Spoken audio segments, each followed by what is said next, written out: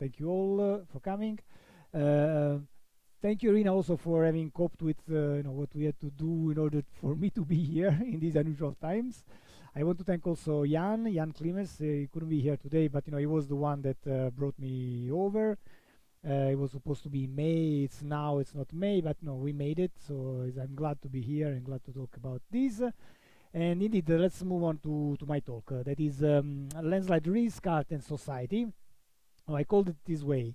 It's a declaration of intent here. It will be, in my intention, a spatial and temporal exploration. You may call it a brief journey at the intersection, indeed, of three thematic areas. As Irina was saying, the technical part, I'm an engineer, the artistic one, and the cultural one. We may all easily acknowledge that artistic objects act on people's feelings and emotions.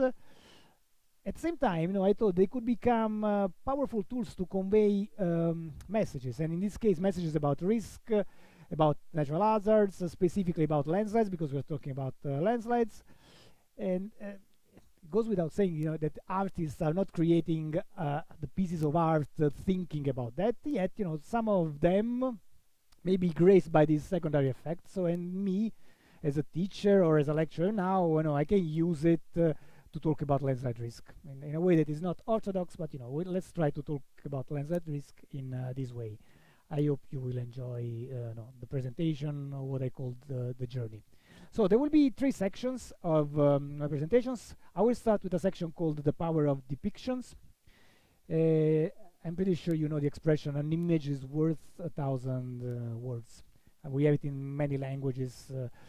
Some say it originated from a sentence that was allegedly said by the famous Norwegian playwright Ibsen, Henrik Ibsen. He said, 1,000 words leave not the same deep impression as does a single deed. Well, in this section I will try to exploit this adage by presenting and commenting a set of images. Some of them will be well known, some of them will be less well known, from works that indeed depict landslides. And the way they affected the communities at different times in different parts of the world, and you will see how. Then the second part of the lecture is going to be a brief exploration on other forms of art that go beyond the visual art, and so to see also as other, you will see maybe other senses will be involved. You will see that. And finally, in the third part of my lecture, we will see how landslide risk can be expressed from a technical point of view in terms of potential consequences. They are determined probabilistically. There is hazard, there is exposure, there is vulnerability for us, engineers, earth scientists. That's what we do. But we don't have to forget that risk, anyway, is always a personal as well as a cultural as well as a societal issue. And so we cannot be constrained only in the technical realm, and so issues like risk perception, risk acceptability, even risk construction, risk governance are surely deeply embedded in psychological, cognitive experiences. They are personal, as well as what I would call the collective culture of a community, and the different communities have different ones. We won't forget, of course, talking about real landslides. As you can see from this collection of pictures, landslides may be many different things, many different phenomena. There are shallow landslides, shallow slides, or there are debris flows. There are fast-moving but relatively small volume rockfalls. There are slow-moving but often very large and deep gravitational movements. It's a lot of things, so we will see some of them. Okay. As you can see, the cover slide of this first section is not depicting a landslide. This is not a landslide. I wanted to use this image because I'm supposing that most of you know it. It's a Japanese painting from 200 years ago, but it's very much disseminated. So I think that many of you have already seen this picture. I want to use it to introduce some terminology. The first word that I want to introduce is hazard. Now here you can see two hazardous phenomena, not just one. Of course you can see the big waves, the tsunami, and that's what it's depicting. But you can also see the volcanic hazard in the background, where the Mount Fuji is. And you can say that Japanese people are not short of hazards of any kind. Landslides are there, earthquakes are there, and as you see, tsunamis are there, volcanic eruptions, and so forth. The second word that I want to highlight by looking at this picture is vulnerability. I think we can almost see in this painting the physical vulnerability of the boats, which indeed is not a big one, it's not a large one because of the shape of the boats. But I think we can also see from this depiction the social vulnerability. That means the fishermen, not the boats, but the people that are there on that boat, on those boats, and also the economic vulnerability of their livelihood, the fact that they are fishing and then they may lose all of that. And finally, the third word that I want to highlight with this picture is resilience. That we can say it's a human capacity, to cope with adversities, to make it short. And this can be observed here in the skills of the fishermen, that they are pointing the boats towards the waves, not to be capsized, as well also in the cultural adaptation that led to the specific design of these specific boats. As I already mentioned before, they are done with a certain shape, and then that's why they are what they are. Okay, but let's go to the power of depiction and landslides. I decided to start with a famous British painter, very famous British painter, William Turner, and a relatively famous landslide, the historical landslide. It's a real one. The Goldau landslide happened in Switzerland in 1806. Turner, that was in London, he was born in London and lived there in the 18th century, is very well known for his landscape painting. In his paintings, he explores natural disasters of all kinds, eruptions, storms, avalanches, and, like in this case, landslides. This landslide in particular. He was in Goldau in Switzerland in 1843, so you can see many years after the event, and he painted this painting with a very dramatic red sky effect there. I think it could be symbolic also of the destruction of the village, and then you can see the people, the small group of people, possibly the survivors of this disaster. You can see the church that is surrounded by a small number of houses, and possibly it also has a symbolic meaning. But as I said, this is an historical landslide. It's a real landslide. So it occurred in 1806. It was a big mass movement, and it created tsunami as well in the lake below. So you can see also there is another reason why I put it at the beginning in connection to my previous slide. It was triggered by heavy rain.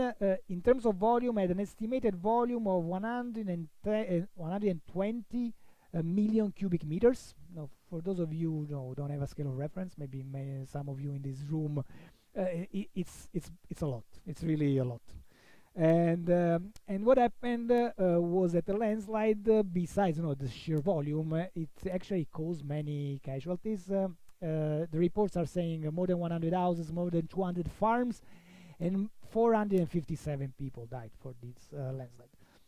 That's also a lot. That's why you can also understand why, even if Turner went to this village many years after the event, 13 and more years after the event, he decided to paint it. It was maybe the image, the memory of this disaster was still vivid at that time. And indeed, we still remember about this landslide even today. Let's move on a little bit in time, and differently from before, this particular realistic reconstruction of this Elm landslide, again in Switzerland, was portrayed by the artist. The artist is called F. Weber, just 2 days after the occurrence of the landslide. It's a watercolored lithography, and you can see that it's realistic. You can appreciate the characteristics of the landslide. So you can see the detachment scarp up on the top right, and you can see the long run out. You can see also the large blocks in the accumulation zone, as well as, maybe most impressive, the dramatic moment of collapse that is captured by means of this giant debris cloud, that fills the valley and lets you experience motion, even if it's a still image. But somehow it's an image that conveys motion. You can see the survivors. This is as I said, lithography. This is a woodcut, but you can see they're almost the same. They're basically the same. Now, being that this particular piece of work is by a Polish artist that was born in 1860 and was active in Warsaw, in Poland, I may assume that he did use the lithography that he found, that he had, maybe to depict in a different in his original work of art the landslide, more than going to Helm. That's a reasonable assumption. But I can also tell you, that this is a very important landslide, as you can see from the many portraits, we can call them this way, that were used to show it. So here you can see, for instance, in the lower part of the screen, a painting, the left part. You can see a copper plate in the right one. These are all, of course, images, but the original works of art are those. And you can see photographs, real photographs, among the first ones that were taken on landslides, in the upper part of the screen, from different points of view. In the aftermath of this disaster, somebody was there and taking those pictures. So the Helm landslide has also been one of the first landslides to be thoroughly described in scientific publications, books and publications. I'm showing here a few references, 3 of them. In bold, you can see that I highlighted the name of one author, Albert Heim. I will come back to him soon. Just let me say a few words about the landslide first. So the landslide had an anthropic origin. Indeed, it was caused by what we may say now improper exploitation of slates. There was a mine, and at the time, this mining activity was offering work to most of the people in the village of Helm. And this prompts me to remark that there are always economic and social issues that we have to consider when we deal with landslide risk management and governance. So that's always important. Landslides are not separated from the rest of our life and society. I want to use the word improper again in relation to the fact that the authorities in charge in the summer of 1881, when the landslide occurred, maybe made some mistakes. Why? Because possibly the catastrophic consequences of this collapse could have been reduced if the warning signs were interpreted correctly. But let's not forget that we were in 1881, and now we know a lot of things, and most of what we know now was not even discovered at that time. Anyway, I want to make a long story short and say 5 years before the disaster, apparently there was a crack opening. This crack opening reached a width of about 2 to 3 meters in the summer of 1881, so clear sign of something important going on. A couple of days before the landslide, several rockfall events took place. Rain became intense, and finally, on a Sunday, that was the day of the event, besides the big event that you can see there in the orange, there were 2, maybe you can see them bottom part of the picture to the left, 2 smaller volumes events. And the second one was 20 minutes before the big one. So something possibly could have been done. Anyway, it was about 10 million tons of rocks that buried the village, and the village was inhabited. There were 114 people that died for this event. You have to think that people that were there and looked afterwards, and some of the survivors that looked during the event said that the earth flowed. You have to think about a fluid motion, like a river of mud and rock, speed of the order of 200 kilometers per hour. And then this landslide went on the flat part and also rolled up the opposite slope. So that's why the devastation was really complete, and we know all that. I was very detailed this time in telling you something about this event, because indeed there was this account, not just by witnesses, but by experts. The first experts, it was actually a priest, Buzz, the first author of the first paper there, and Albert Heim, in this publication in German, the landslide of Elm. And I said to you that I would come back to Albert Heim. Here he is. Indeed, the work that he performed at Elm was the first of many works that he had related to landslides. Many years later, in 1932, all that experience led him to his seminal publication, Landslide and Human Life. It was in German. I'm translating it for you in English, just the title, but the publication was in German, which may be considered this first publication, this publication, really the first comprehensive scientific compendium on the analysis of landslides. In the words of Kenneth Tsu, who wrote something about him, it's a masterpiece. It's a masterpiece among which, among other things, in this publication, he defined for the first time what's now called the reach angle. So the reach angle is the angle that goes from the line. You can see there are a couple of two angles, 15, 25. It's the angle of the line that connects the highest point in the landslide crown up to the final point of the displacement of the displaced mass. And so you understand, the lower the angle, the more mobile is a landslide phenomenon. That was defined for the first time in 1932. Okay, we can move on, and we can move on from Switzerland to Italy. We just crossed the border because indeed we are not far from the Swiss border, but we go back in time. We move to Italy, but we go back in time. It's 1618. It's early September again, and here there is an estimated volume of about 6 million cubic meters that cover the village of Piuro. Now, Piuro is the name of this village.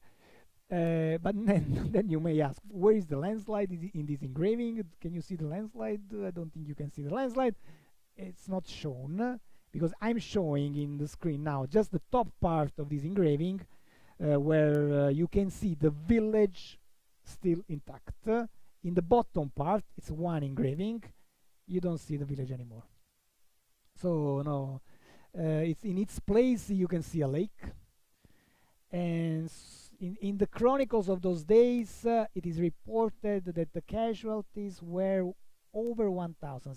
They say that the total population of this village, 1,200 inhabitants, was just buried under the landslide.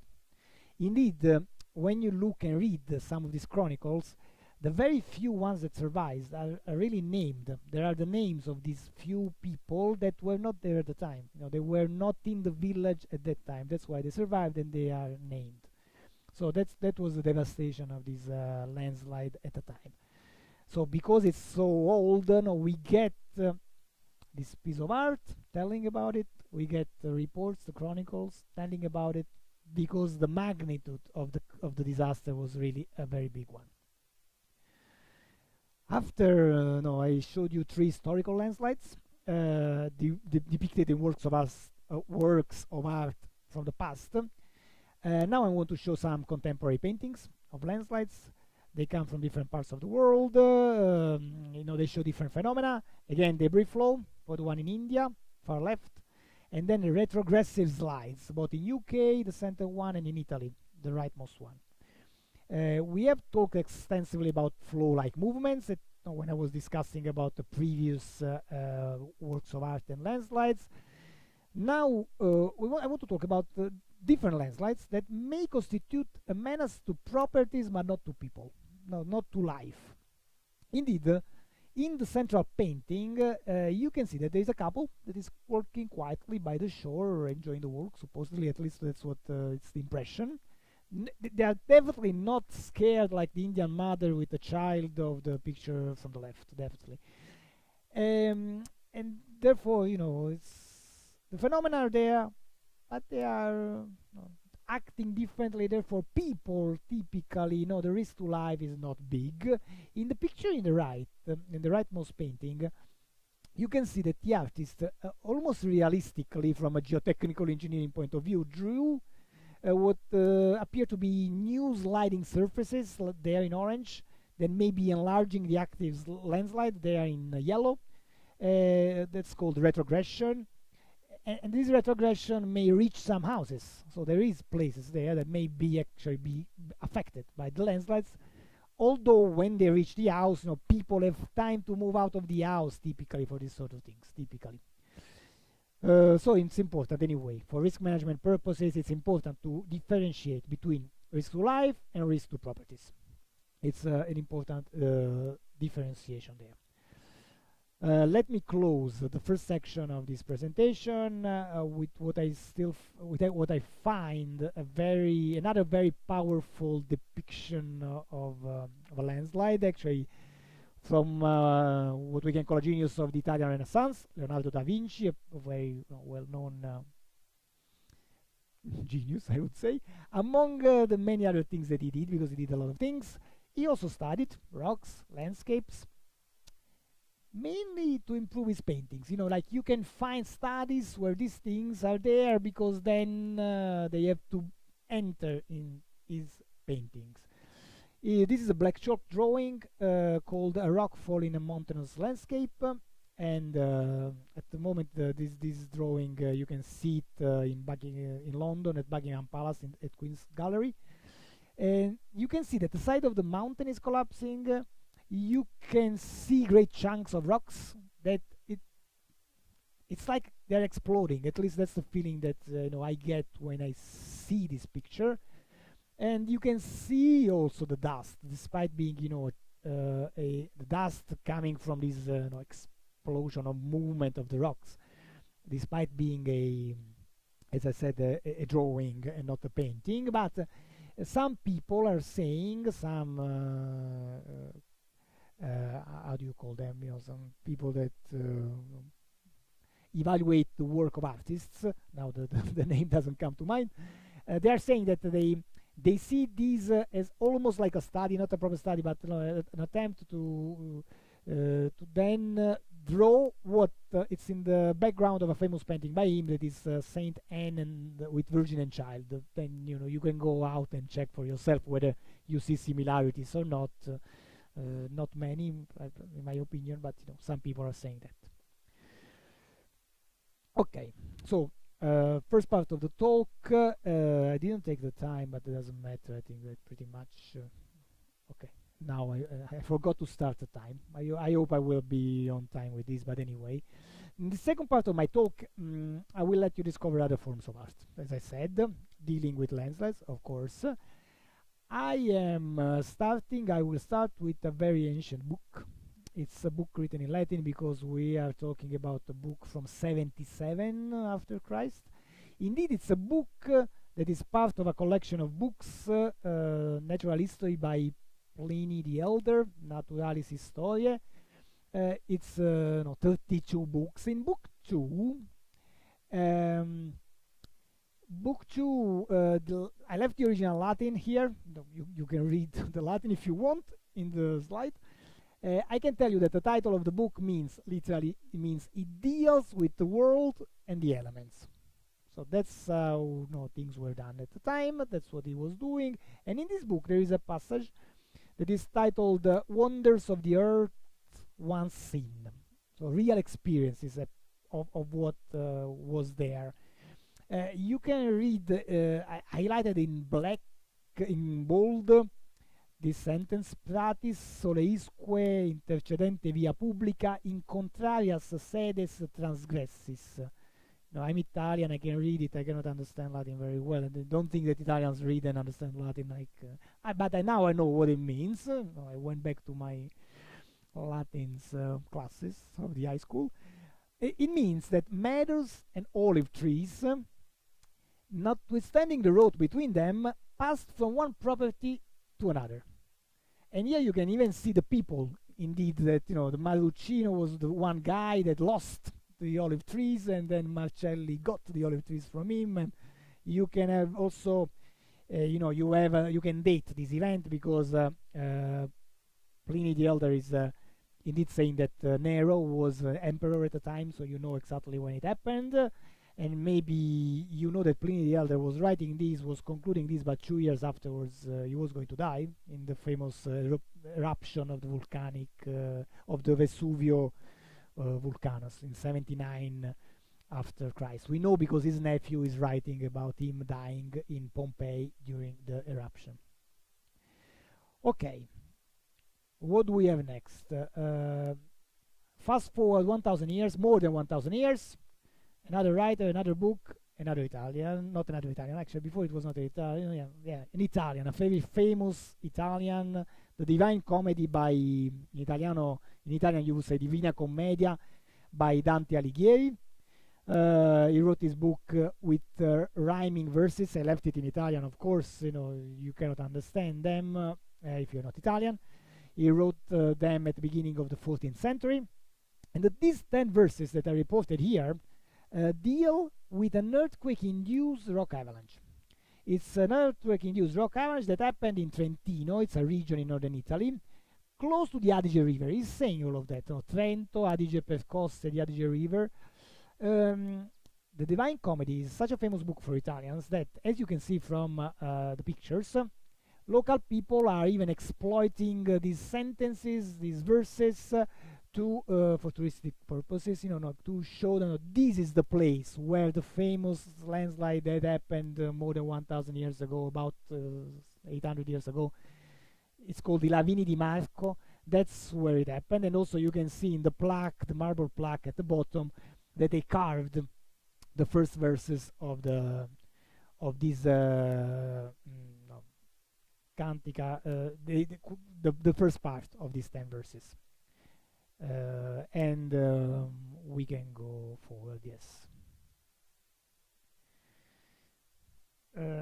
We remain in Italy. We switch to a different art or form of art, and we go to Vajont.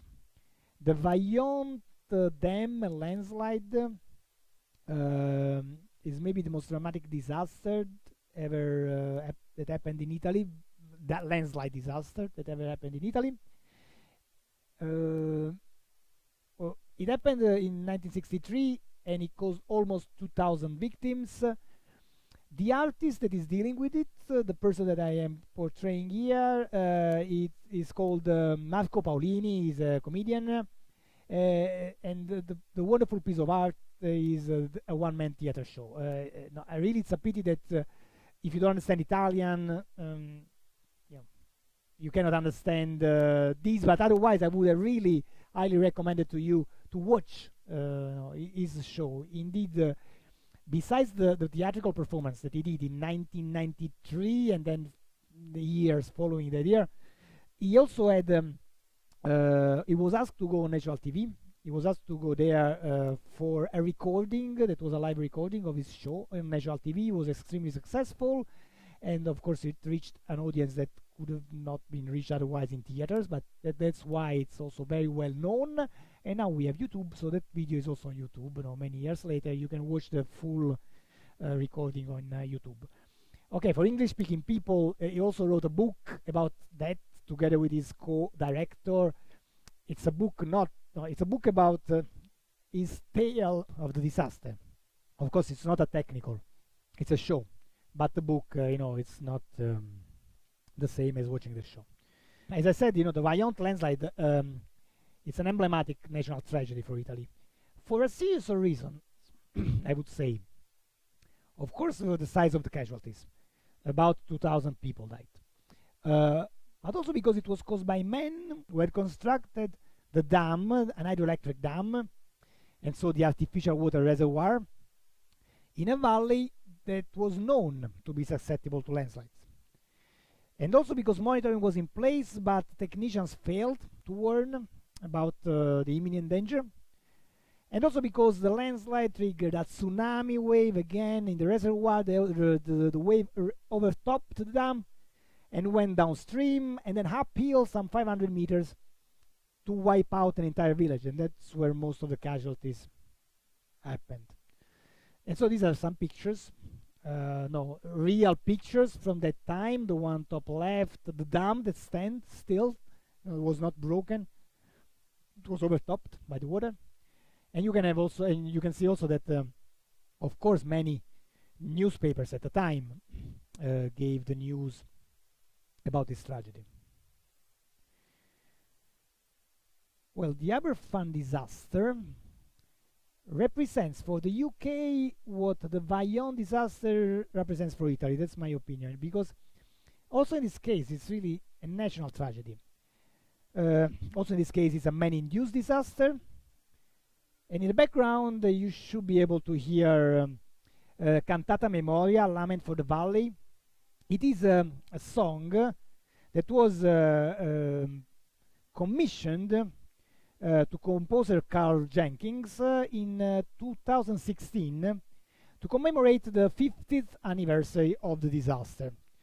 The disaster was due to, as I said, man-induced because it was due to coal waste running down a mountainside into the village where the miners were living. So the miners were the workers, but there were also the victims there and the families of the miners. And indeed, the landslide claimed the lives of more than 100 people, 144 people, and 116 of them were children. Indeed, they were attending the school at the time, and that's why you see the white graves there. That's why you see all those people gathering around that building in particular. That was the school of the village. So that's why it's also a very emotional tragedy for people. Okay, we move to present day. We move to present day Norway. We explore a large active rock slide that is extremely monitored because it can be a source of a potential disaster. It's not, it's hopefully it won't, but it's there. So that's why there is preventive action that is being taken. That's why the phenomenon has been well characterized, analyzed, so that there is an early warning system there in place. And if the slides accelerates, or if the slides shows signs of imminent collapse, people can be evacuated and possible casualties can be significantly reduced. But where are people there? If you look at the slope, that you don't see villages. Indeed, there are no people on the slope. But what's the situation here? From the rendering there, top right, you can see the landslide may go into the fjord, therefore into the water, and may cause a tsunami. So that's the risk there. It's the tsunami generated by the landslide, not the landslide itself. And the villages that are around this fjord, they are very far from the location of the landslide. So they may even be warned in advance, even if forecasts are failing. When the thing is happening, there are some minutes there before the wave would arrive or arrives to some of these villages. Okay, there are few villages around this fjord, of course. Well, why am I showing you this here? Where is the artistic product? The artistic product here is a movie, an action movie, an Hollywood-style action movie produced in Norway, though not in the States, in 2015, called Bogen in Norwegian, but The Wave in English. A movie that is indeed inspired not only by this particular landslide, but by real landslide-generated tsunami accidents that happened in the early 1900s. More than 1 century ago, about 1 century ago in Norway. So inspired by true events because it's true. There were such events. And also I may say that the scientists that have been working at the Oakness landslide that I showed you before were consulted, and they were working with the producers with a consulting role for them to understand something about landslides indeed. Taking inspiration from the 3 examples of real landslides that I just showed you, the potential disasters, the real disasters and the potential disasters, I want to stress that each country has its own scale for disasters in general, for disasters, and its own scale for landslide disasters in particular. Why I'm saying that? I'm showing to you here a database. It's called MDAT. It's a database that has been managed by the Center for Research of the Epidemiology of Disasters, called CRED, in Belgium, for many years, since the 70s of last century. But I don't want to go into details. I can tell you, that there is this database. There are regular publications. They are showing what disasters happen, where they happen, year by year. I went into the database, I searched database to come up with landslide disasters.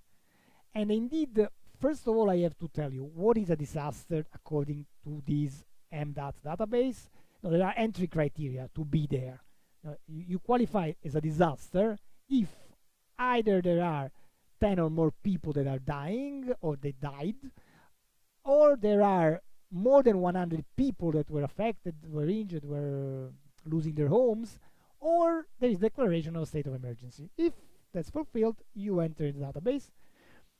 Looking for landslides happening in Italy, landslide disasters, let's say that, landslide disasters that happened in Italy in the past 120 years, from 1900 to 2020, I found how many? 13 of these events. You know, of course, you see in bold the Vaillon Dam event with the casualties, 1,917. But there are also some other important events that are also very well known in the collective memory of people, Italian people, like the pre-last column. You can see an event in 1998, very close to where I teach, Salerno, very few kilometers away. More than about 160 people died there. It was a major event for Italy, changed the law, even the law in that case. Okay, you can see that, you know, that's the database. We have many entries in the past, 120 years. If you go to UK, well, the Aberfan disaster is the only one. It's the only landslide disaster in the UK.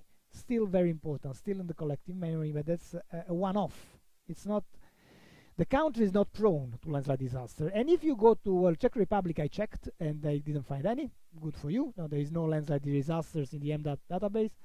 I went to Norway, and in Norway I could see these events that the filmmakers were talking about. In 1936, something happened in a fjord. Let's see. You can even have a recount in English about it.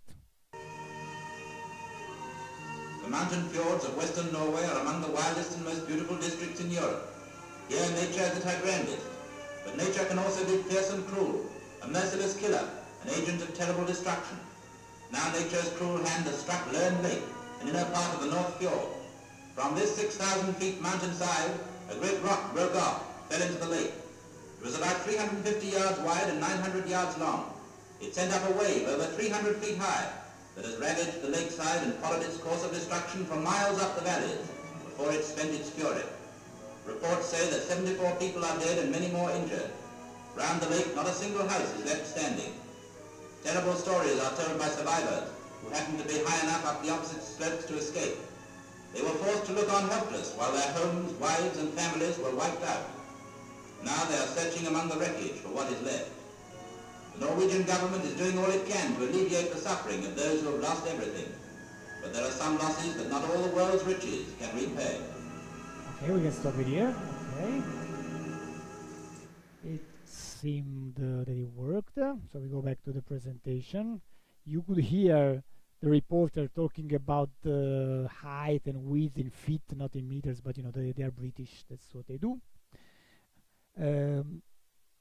Let's see if I can now move on. Okay, so we arrived at the third and final part of my talk, which I called risk and society, risk in society. Now, I put a parenthesis for the middle words because I was inspired, of course, by the famous German sociologist Ulrich Beck, who argued in the early 90s of the last century that the more developed world was in a transitional state between the industrial society and the so-called risk society.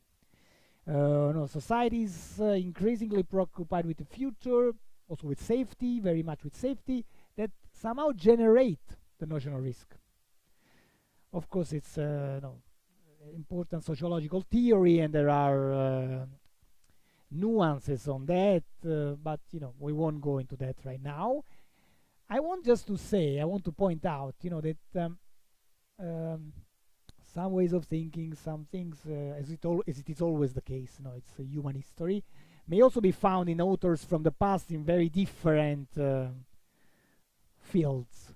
So I'm again proposing you a passage from yet another Italian writer, a poet called Giacomo Leopardi.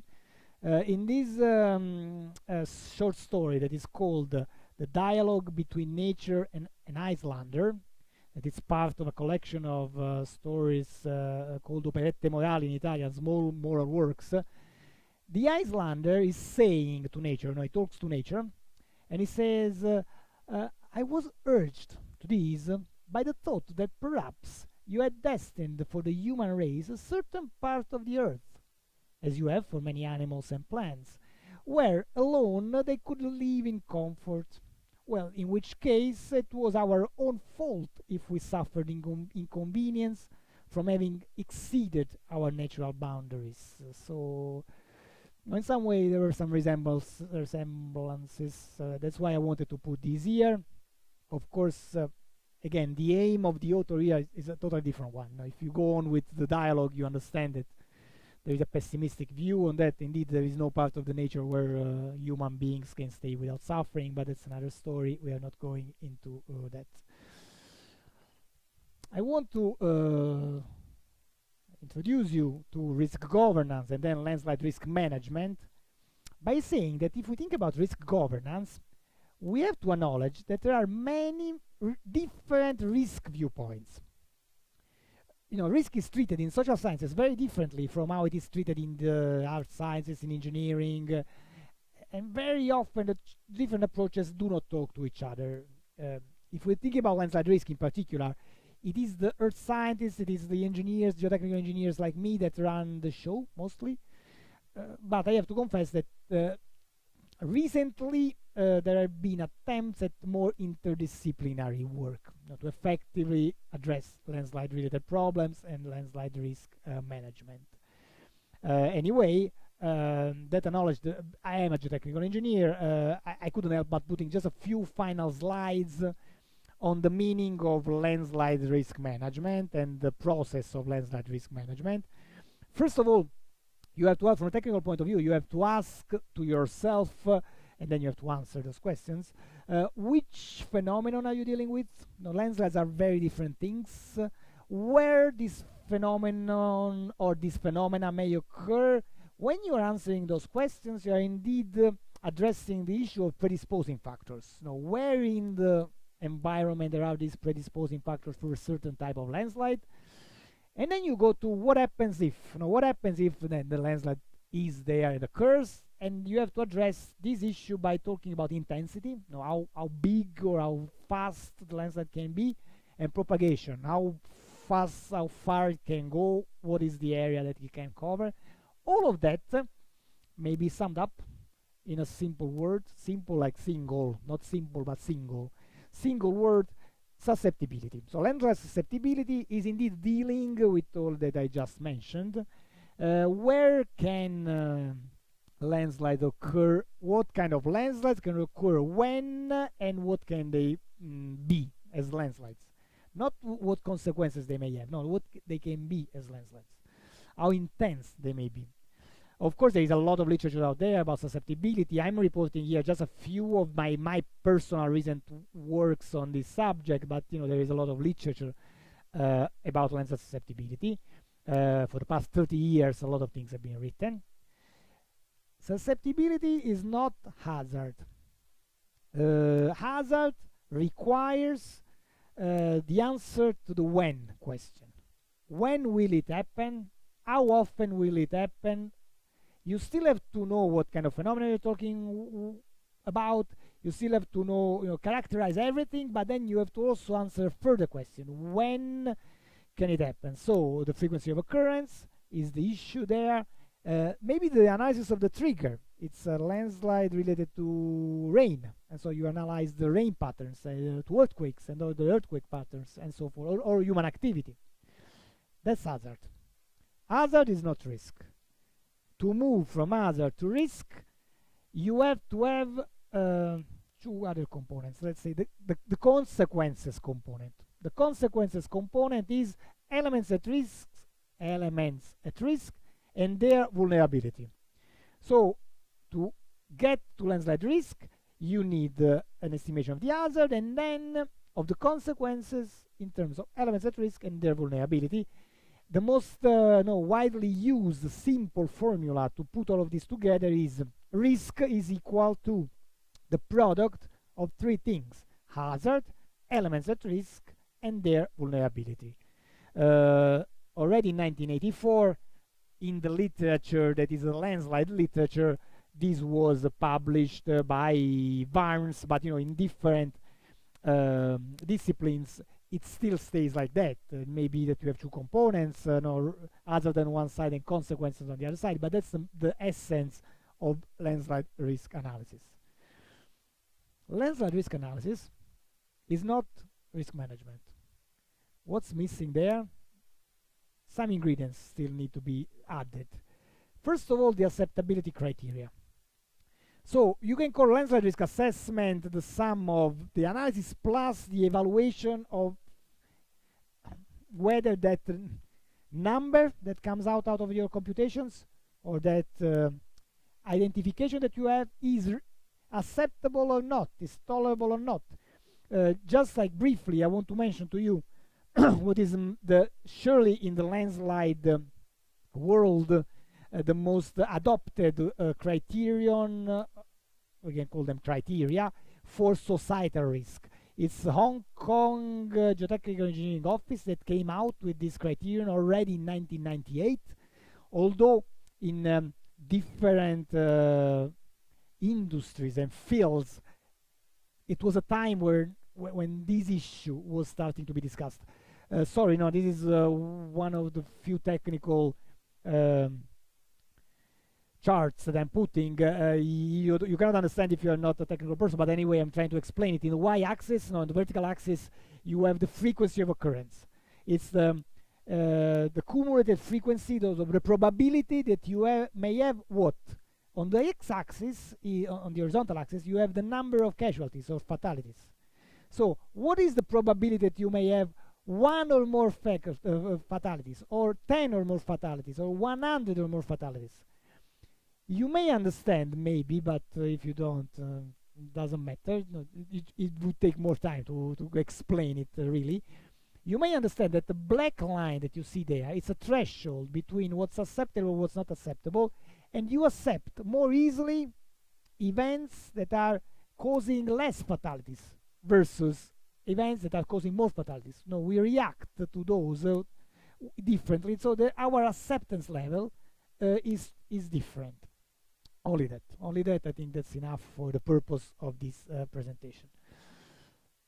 Now finally we can get to landslide risk management, because after you've been doing the assessment, you decide what to do. Now what to do next? Do I want to use what to mitigate the risk if needed, or maybe I don't need to mitigate the risk, maybe I just monitor, or maybe that's okay, no need for mitigation and I just go away.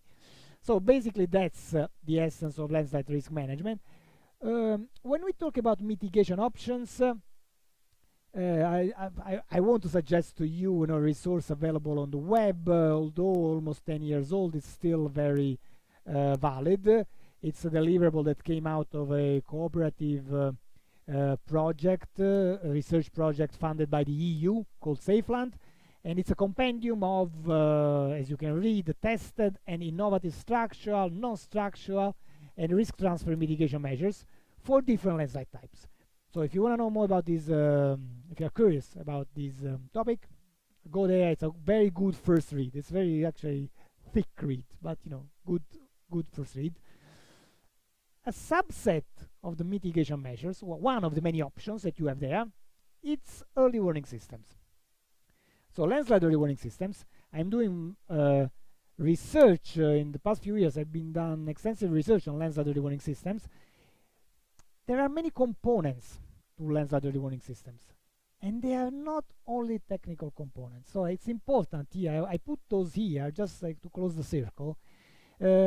Of course, at the heart of an early warning system, there is a landslide model. You have to understand what's going on, and you need an expert to understand what's going on. You have to monitor, you have to relate some monitoring properties, some monitoring variables, with possible landslide occurrences, okay. But then there are many other components, and some non-technical ones, like for instance, if you think about a warning system, you cannot neglect communication, education.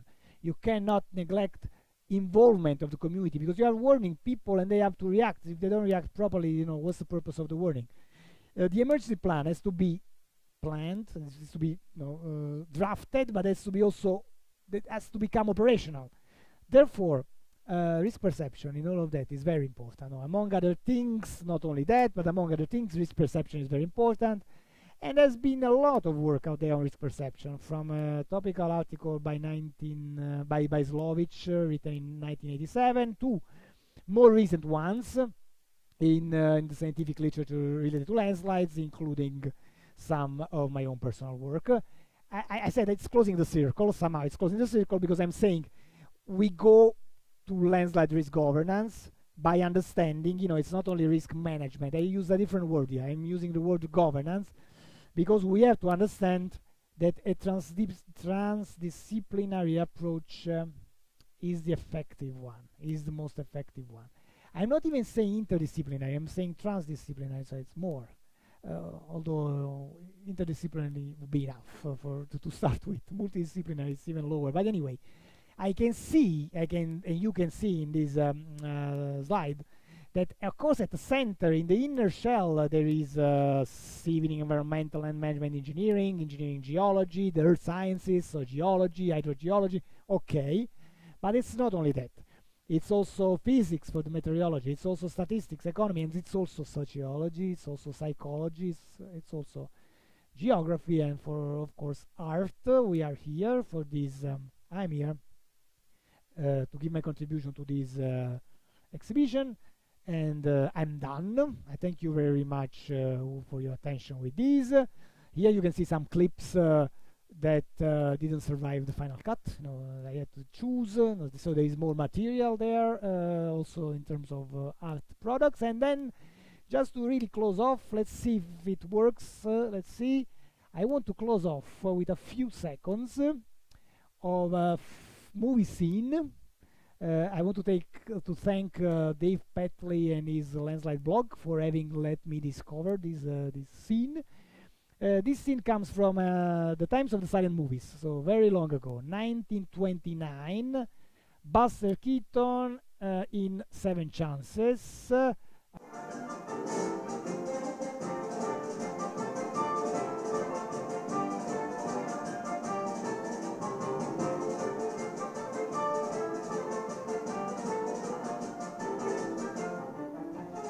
Okay, I think that I really can close here my presentation. I really thank you very much for your attention, for the people that are here, for the people that are not here. So thank you very much for this. Thanks.